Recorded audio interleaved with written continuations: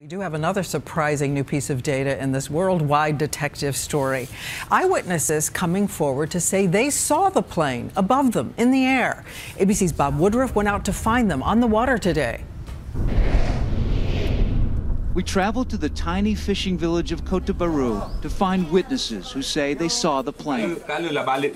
Could these have been the last people to see Flight 370? So you two both witnessed this plane? A group of men aboard this boat on the night the plane vanished, fishing for tuna.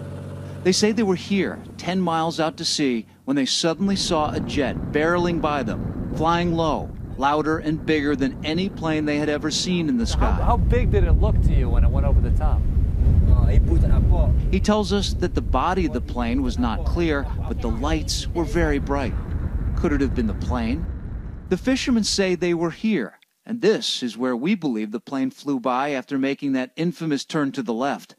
Did it dive lower to purposely avoid detection by radar, known as terrain masking?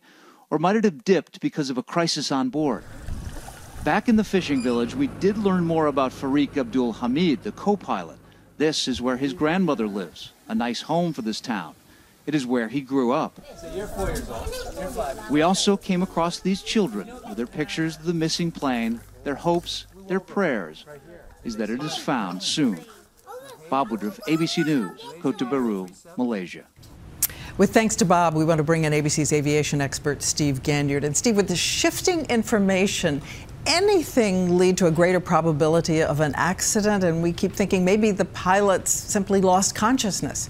Diane, I think we're at the point where we're going to have to entertain lots and lots of different theories. If they have any sort of validity, if there's anything that would lead us to that, we can't exclude anything. We're getting to the point in the investigation right now where there's very little science coming in. I think we've gotten as much as we're going to get from the satellites. There'll be some forensics on the ground, but we're at the point where we just can't rule out anything until we get that wreckage, until we get those black boxes. So everything entertained. And what about this location the Australians have now targeted in specifics? Where is it? How easy or hard is it now to get there and search?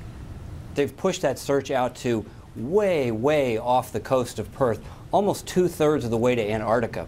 So if you look at a map, those are really, really treacherous, deep seas. Winter is coming. The rescue effort just continues to get difficult by the day. But does it suggest the Australians have something very specific? I believe that the Australians and the United States have come to a common agreement that they think that the most likely that the science is pointing them to this area well south of Perth, Australia. It is such, it's not even a needle in a haystack. It's a needle in thousands of fields of haystacks. So very, very difficult. All right, Steve Ganyard, thank you so much for once again bringing your perspective tonight. Thank you.